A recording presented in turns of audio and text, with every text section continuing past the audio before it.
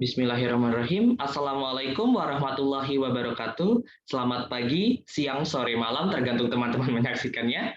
Perkenalkan, saya Rehan Fat. Pada hari ini akan mencoba untuk membagikan pengalaman serta pengetahuan tentang Trello. Dalam video ini, ada beberapa materi inti yang ingin saya bagikan. Yang pertama adalah apa itu Trello. Yang kedua, bagaimana cara mendaftarkan akun Trello. Yang ketiga adalah apa saja fitur yang ada di Trello dan bagaimana cara memanfaatkannya. Baik, berbicara tentang Trello, Trello merupakan aplikasi yang fungsi utamanya adalah untuk memanage serta mengetahui progres dari suatu tim dalam mengerjakan suatu proyek atau tugas.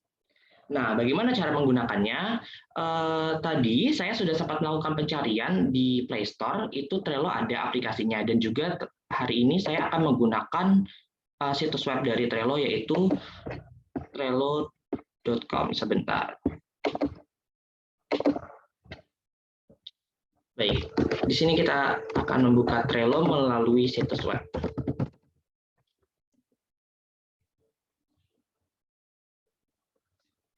Nah, sedikit berbagi cerita, Trello ini menurut saya cocok untuk digunakan ketika teman-teman menggunakan metode Agile. Mengapa? Karena ketika kita menggunakan metode Agile ini kan tidak memiliki hierarki atau tidak memiliki proses yang harus runtun dalam mengerjakan suatu proyek. Nah, dengan demikian aplikasi Trello ini cocok untuk digunakan. Nah, ketika kita mengakses Trello.com, kita akan menemui halaman depan atau halaman utama seperti ini, di mana kita dapat memilih login atau sign up. Karena kita akan belajar tentang bagaimana cara mendaftarkannya, maka kita memilih sign up.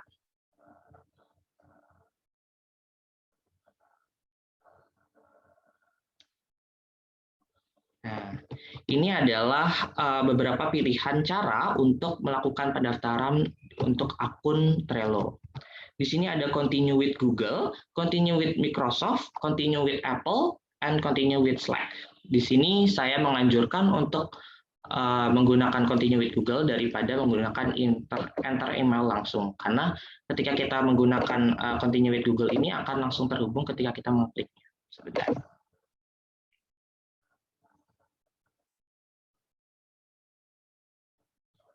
Nah, berikutnya adalah kita diminta untuk memilih akun yang akan kita daftarkan untuk Trello. Kita akan menggunakan akun ini saja.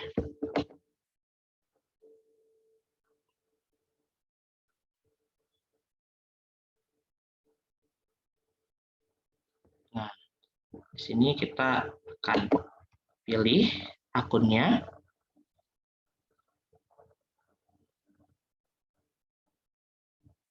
Create your account will use your details from Google to create an account. Lalu dia meminta mengkonfirmasi email dan full name-nya kita. Setelah itu kita akan create your account.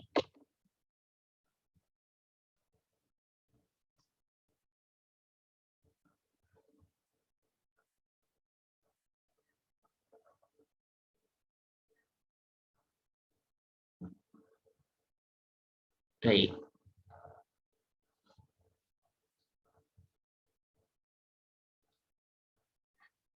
Nah, sebentar ya teman-teman. Nah, kita akan diminta untuk membuat send email invite. Oke, kita coba kirim ke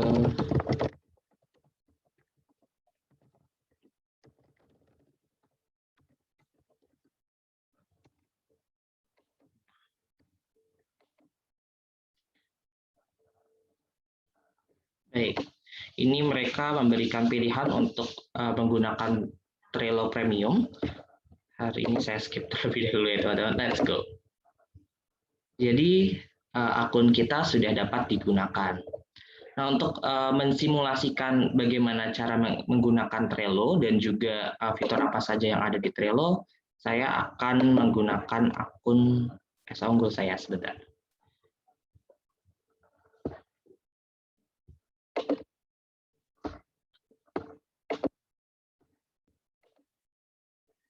Seperti tadi kita menggunakan continue with Google karena kita bisa langsung mengklik ya. Ya, ini saya akan menggunakan akun Google saya. Sebenarnya sih teman-teman dibebaskan nantinya untuk menggunakan email yang mana. Oke. Kita coba kembali.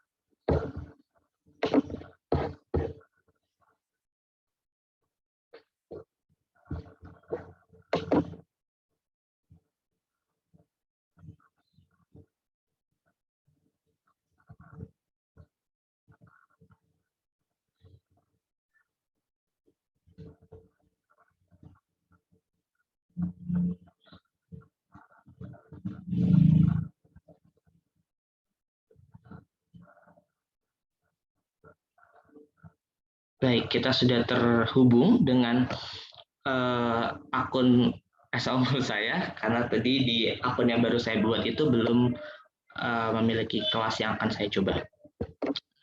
Teman-teman, di sini adalah halaman yang akan kita gunakan untuk membuat workspace. Karena tadi untuk akun baru kan biasanya nanti kita akan membuat workspace. Workspace itu apa sih? Tempat kerja kita. Nah, di sini teman-teman dapat mengeklik di workspace ini ada tanda tambah. Nah, ini kita akan tambahkan. Workspace kita namanya apa, lalu bisa menggunakan tipe apa. Di sini ada operation, education, small business, dan engineer, IT, marketing, dan other. Nah, lalu kita juga diminta untuk deskripsi. Nah, namun kalau tidak berubah rencananya, kita dalam kelas ini akan dibuatkan satu workspace dan nantinya teman-teman akan diminta untuk membuat board-nya masing-masing. Nah, kemungkinan nanti nama workspace kita adalah e-business. Nah, dari situ kita akan diminta buat board. Nah, board-nya ini adalah nama-nama kelompok teman-teman. Kelompok 2, kelompok 5, kelompok 1. Jadi kita akan membuat board terlebih dahulu. Create new board dengan nama board-nya apa? Kita coba dengan kelompok 4 misalnya. Lalu kita dapat memilih template apa yang akan kita gunakan. Ya. Lalu berikutnya adalah di sini ada workspace visible atau hak akses seperti apa yang digunakan dalam board tersebut. Di sini ada private untuk only board members. Lalu yang kedua adalah workspace, all member of di workspace-nya. Lalu yang ketiga adalah public. Saya sih lebih pilih untuk workspace karena nanti kan teman-teman di kelas akan melihatnya. Kita akan create board. Nah, mereka atau Trello akan langsung meminta enter list title. Nah, di mana kita akan mencoba untuk membuat beberapa list di sini, yaitu plan, lalu ada on progress, lalu ada complete, dan juga delay. Sebenarnya fungsinya apa sih list ini? Fungsi dari list ini adalah untuk memastikan atau mengkategorikan dari card-card nantinya atau kegiatan-kegiatan nantinya teman-teman itu sudah berjalankah atau sudah selesaikah atau ada di icebox atau ada di delay. Nah, jadi pertama-tama kita akan memasukkan card-nya atau pekerjaan-pekerjaan apa yang akan teman-teman kerjakan. Itu adanya nanti di plan yang pertama kan. Misalnya kita di sini coba kita tambahkan yang pertama adalah pendefinisian ide bisnis. Lalu ketika kita mengidentifikasi ide bisnis, berikutnya adalah mengidentifikasi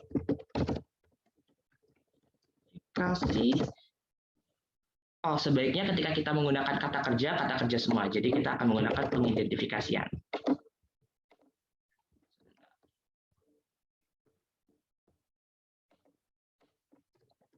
Identifikasian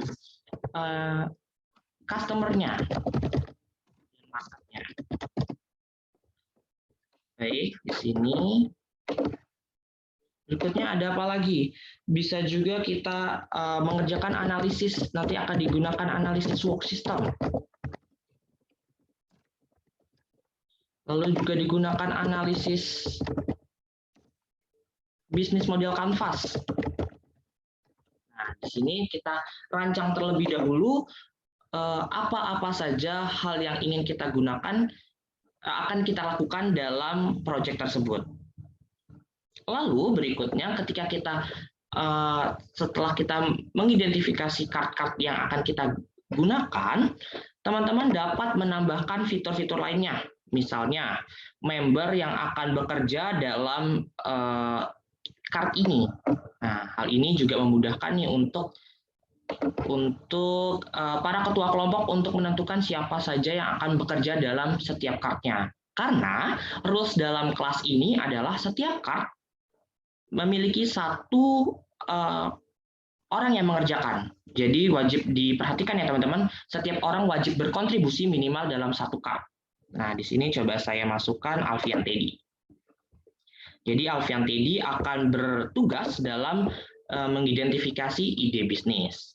Lalu berikutnya ada label. Nah, label ini apa? Label ini adalah untuk penanda dari kegiatan-kegiatan yang akan dikerjakan. Misalnya saya akan contohkan ketika kita pisahkan, kita pisahkan karena ini mata kuliah bisnis, kita akan pisahkan mana yang bisnis, mana yang berbau teknologinya atau IT-nya. Untuk yang bisnis akan kita gunakan warna kuning, dan nanti ketika ada yang tentang teknologi akan kita warnai merah. Baik, selanjutnya ada checklist. Nah, dalam pengidentifikasian ide bisnis ini, seperti apa sih checklist-checklistnya? Atau mungkin nanti akan kita contohkan di tempat lain, karena tidak harus semuanya itu ada di dalam satu card-nya. Nah, ini penting. Jadi di dalam Trello ini adalah salah satu keunggulannya adalah bisa menentukan due date atau deadline dari setiap card yang kita miliki. Dalam hal ini coba kita masukkan, ini kan hari ini tanggal 29, tanggal 30 ya. Baik, kita tambahkan tanggalnya. Kita masuk save. Lalu berikutnya ada attachment. Attachment ini adalah penambahan lampiran dari dokumen yang akan kita gunakan. Ini nanti bisa kita tambahkan dari komputer, dari Trello, Google Drive, Dropbox, Box, and OneDrive.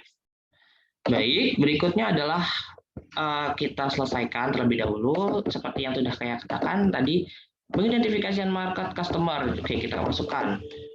Membernya adalah Ibu Indriani. Lalu untuk labelnya, karena ini masih berbau bisnis, maka kita akan masukkan warna kuning. Checklistnya, yang pertama adalah mengidentifikasi customer-nya. Lalu berikutnya ada harus mengidentifikasi pasar. Keinginan pasar misalnya. Seperti itu teman-teman. Nah, bisa ya. Nah, dari sini sebentar. Sepertinya saya sebentar, saya ada terjadi kesalahan. Oke, kita akan ulangi. Pada checklist ini seperti tadi sudah saya identifikasi customer. Itu itemnya seperti apa. Lalu berikutnya kita add. Date-nya kapan bisa kita ini juga. Nah, lalu kita bisa tambahkan lagi checklistnya, mengidentifikasi pasar. Nah, jadi kalau di dalam satu card itu ternyata memiliki beberapa hal yang harus dikerjakan, teman-teman bisa menambahkannya melalui checklist ini. Berikutnya ada date, bisa kita atur, misalnya karena ini berjangka, bisa kita berjangka panjang, misalnya kita kasih 1 minggu, minggu depan sudah harus selesai, lalu bisa kita selesaikan. Analisis work system berarti akan memiliki peranan dalam IT-nya. Kita akan masukkan Ibu Sanfreni. Nah, labelnya karena IT kita akan tambahkan di warna merah. Dates-nya apa? Kapan? Misalnya tanggal 6. Kita tambahkan ya. Nah, sudah. Disinilah fungsinya Trello. Ketika teman-teman sudah mengidentifikasi atau membuat apa-apa saja yang akan digunakan atau proses apa saja yang akan dilakukan dalam suatu proyek, teman-teman akan dapat menggesernya ketika sudah dijalankan. Misalnya, pengidentifikasian ide bisnis sudah saya kerjakan, maka kita geser ke on progress. Lalu mengidentifikasi customer dan market sudah sedang saya kerjakan, itu juga masuk ke on progress. Analisis work system sedang saya kerjakan, maka masuk ke on progress. Ketika analisis bisnis kanvas, misalnya seharusnya dijadwalkan pada tanggal 6, namun ternyata di tanggal 7 belum dikerjakan, maka kita dapat pindahkan ke area icebox atau delay untuk hal-hal yang seharusnya sudah dikerjakan, namun belum terselesaikan. Ketika kita sudah menyelesaikannya, maka kita dapat mengubahnya menjadi komplit. Nah, dari sini ketika kita sudah komplit, kita dapat menyelesaikannya. Misalnya, due date-nya, oke, ini kita sudah selesai, komplit. Oke, masuk. Setelah itu kita masukkan attachment-nya. Attachment-nya misalnya pengidentifikasian ide bisnis dapat saya tambahkan dari komputer. File apa yang akan kita tambahkan, itu dapat kita masukkan di sini. Sebentar.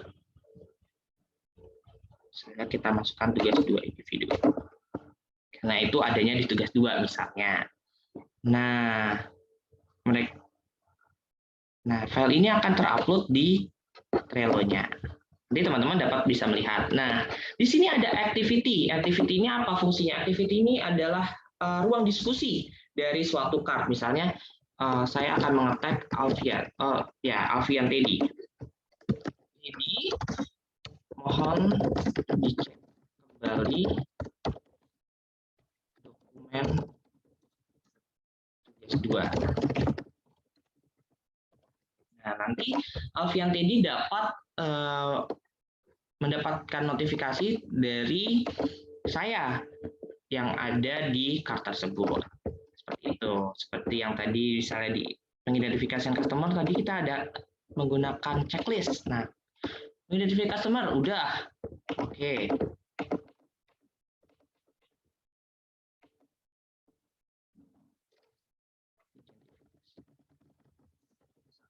Oke. Sudah, oke. Masukin lagi customer.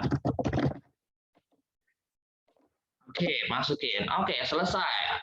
Setelah itu kita ke sini. Nah, ini sudah selesai. 2 dari 2 sudah diselesaikan, dan di sini sudah diselesaikan juga. Ketika analisis work system ternyata belum selesai juga, ternyata belum selesai di tanggal yang seharusnya, maka kita bisa masukkan di delay.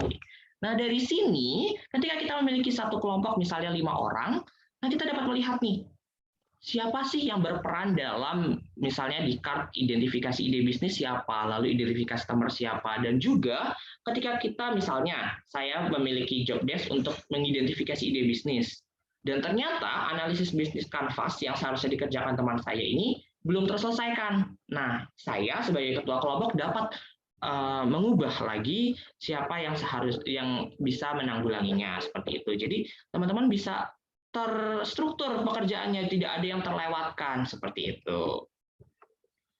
Baik, selanjutnya yang terakhir itu adalah sebentar. Ketika saya mengeklik bagian home-nya lagi, di sini ada nama saya. Ketika teman-teman mengeklik, teman-teman dapat melihat activity dan card apa saja yang bisa saya akses atau yang saya kerjakan seperti itu. Sebentar, saya klik card. Nah, ini saya memilih itu. Teman-teman bisa lihat di kelompok 4 ada pengidentifikasian, lalu ada pendefinisian customer dan market segmen pasar seperti itu. Jadi, hal tersebut juga dapat dilakukan ketika melakukan activity. Nah, activity saya ternyata banyak dilakukan di kelompok-kelompok lain. Mungkin sekian yang dapat saya sampaikan, teman-teman, walaupun ini videonya singkat, mungkin teman-teman dapat mengeksplor kembali, karena banyak juga sih video-video yang dapat teman-teman akses melalui tautan YouTube. dan juga berbagai tautan lainnya.